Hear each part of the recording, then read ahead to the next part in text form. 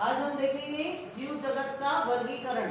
Lesson हमारा जो है वो सेकंड लेसन है, जीव जगत का वर्गीकरण, जिसमें सबसे पहले हम आपको बताना चाहेंगे कि वर्गीकी टेक्सोनोमी क्या होती है।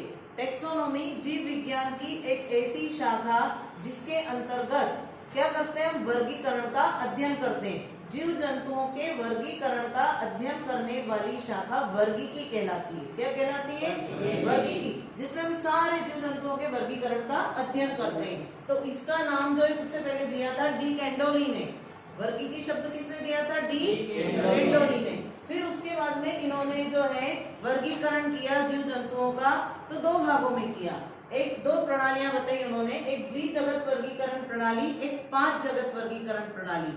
द्विजगत वर्गीकरण प्रणाली जो है वो कैरोलस लीनियस द्वारा दी गई। ये ऑब्जेक्टिव के लिए बहुत ही महत्वपूर्ण प्रश्न है कि कैरोलस लीनियस जो थे इन्होंने द्विजगत वर्गीकरण प्रणाली दी थी, है ना। तो ऐसे क्वेश्चन आएगा, द्विजगत वर्गीकरण प्रणाली किसके द्वारा दी गई? कैरोलस लीनियस के द्वारा। अब द्विजगत उन्होंने क्या किया, इस संपूर्ण जगत में जितने भी जीव जंतु हैं, पेड़ पौधे हैं, सबको मिला के, उसमें हम मनुष्य भी शामिल है क्योंकि हम भी एक प्रकार के जंतु हैं, तो सबको मिला के उन्होंने क्या किया, खाली दो भागों में डिवाइड कर दिया। एक को रख दिया जंतु जगत में, एक को रख दिया पादप जगत में। ठीक है, इन्होंने दो में डिवाइड किया, पादप जगत और जंतु जगत।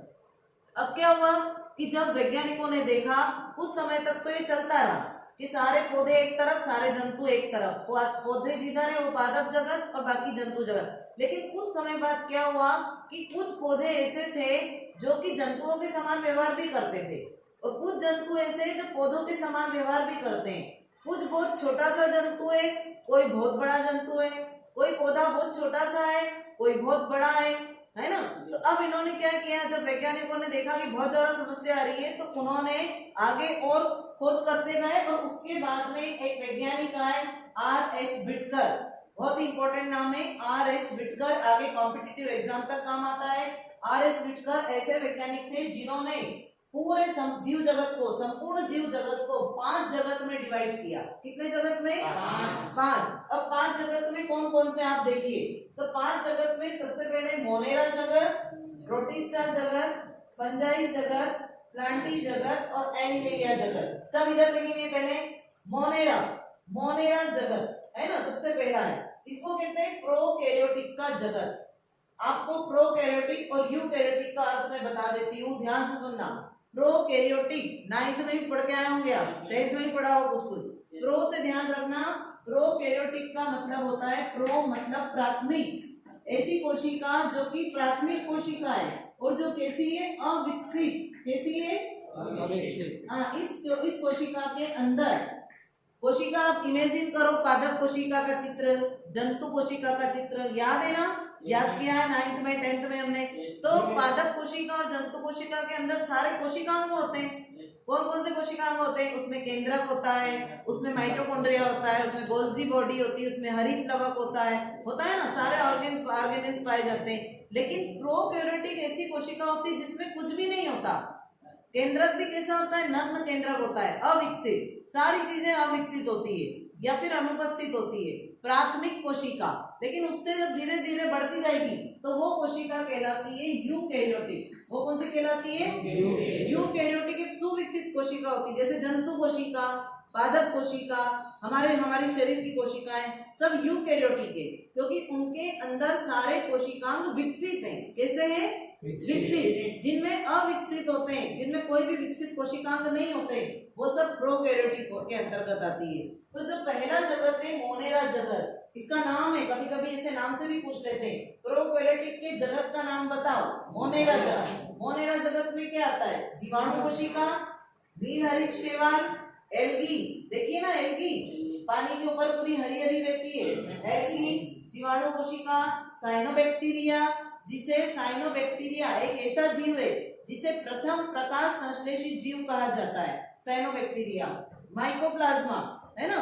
ये सारे जो है, इन पे प्रश्न है छोटे छोटे, आपको बाद में समझाएंगे, पर अभी आपको ध्यान रखना है कि मोनेरा जगत प्रोकैरियोटिक का जगत कहलाता है।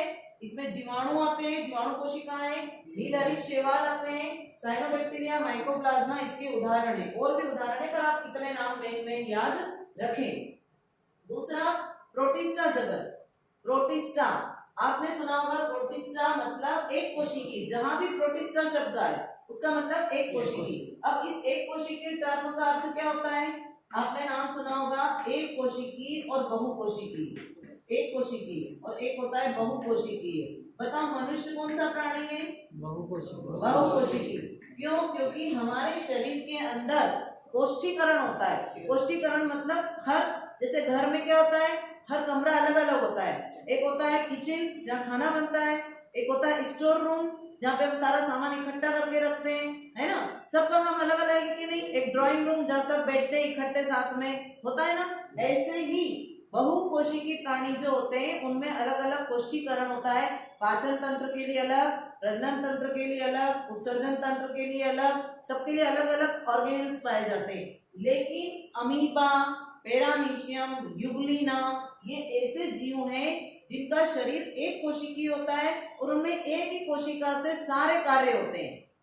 एक कोशिकी प्राणी है और एक ही कोशिका से उत्सर्जन भी, प्रजनन भी, जनन भी, पाचन तंत्र भी, सारा कार्य होता है, तो वो एक कोशिकी प्राणी कहलाते हैं। तो ऐसे एक कोशिकीय समस्त जीवों को किसके अंतर्गत रखा गया? प्रोटिस्टा जगत में। काय में? एक कोशिकी यूकेरियोटिक।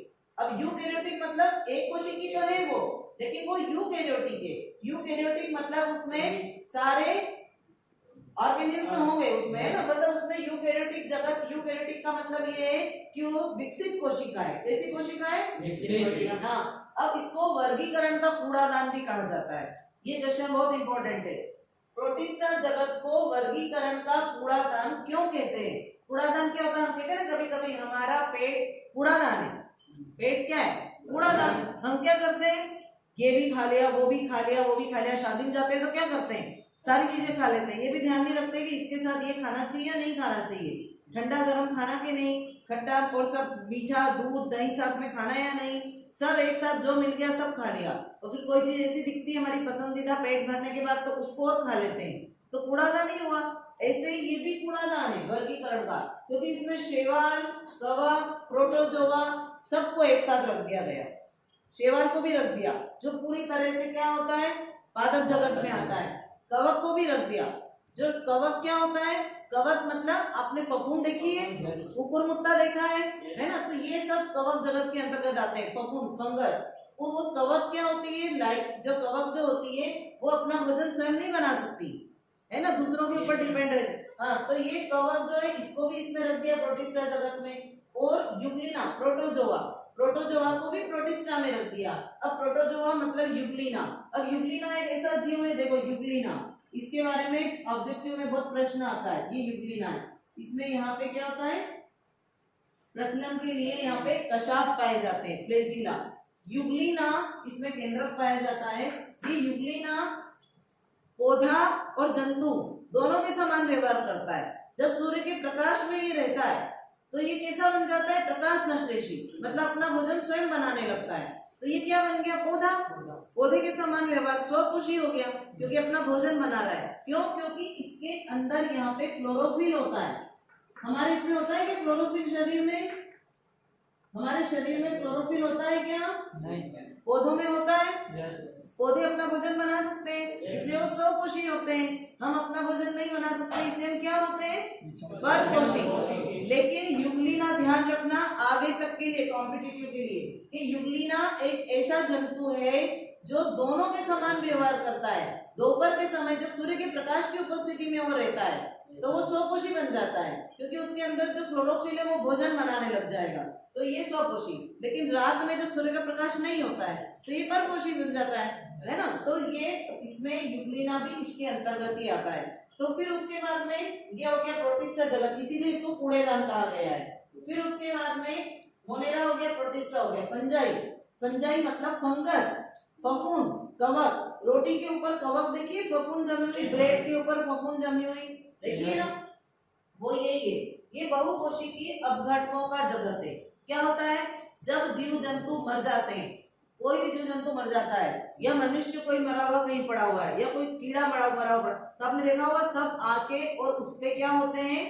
कीड़े मकोड़े झूम जाते हैं। झूमने के बाद क्या करते हैं? वो उस पे उसके शरीर का अपघटन करते हैं। साइंटिफिक भाषा में उसको कहते हैं अपघटन करना। है ना, उसको डिकम्पोज करना, उसका पूरा अपघटन करके उसमें से कार्बनिक पदार्थों को अवशोषित कर लेते हैं। तो अपघटन करने वाले कौन है? यही तो है फंजाई। तो हम क्या कहते हैं कि ब्रेड रखी थी बाहर और पूरी सड़ गई। सड़ गई क्या? उस पे जो है ये कवक जो थे इन्होंने उसका पूरा अपघटन कर दिया, गल जाती है। फफूंद लगने के बाद कोई भी चीज खराब हो जाती है। लाइकेन, जाइगोमाइसीटीज, एस्कोमाइसीटीज, ये सब इसके उदाहरण है और इसको कहते हैं बहुकोशिकीय अपघटकों का जगत। फिर प्लांटिंग जगत, नाम से ही समझ में आ रहा होगा, प्लांटिंग मतलब पादप, पेड़ पौधे।